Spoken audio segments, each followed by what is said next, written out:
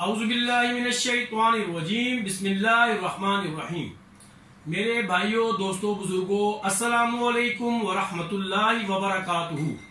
آج ہمارے لیے اعزاز کی بات بھی ہے اور خوشی کی بات بھی ہے کہ اللہ تعالیٰ نے ہمارے بڑے بزرگوں کی قربانیاں قبول کی اور ہمیں آزادی ایسی نعمت سے نوازا، اور آج ہم 73واں انشاءاللہ یوم آزادی منانے جا رہے ہیں، اور بہت زیادہ خوشی کی بات ہے یہ۔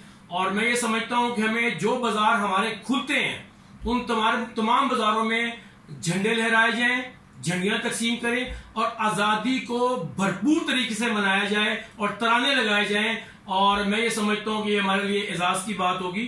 اور ہماری مرکزی انجمن تاجران رجسٹرڈ راولپنڈی انشاءاللہ تعالی 14 اگست کو کیک کٹنگ کی سرمنی کرے گی، اور ہمارے سارے ممبرز انشاءاللہ تعالی موجود ہوں گے، اور یہی جذبے کے ساتھ ہم نے بڑھنا ہے آگے۔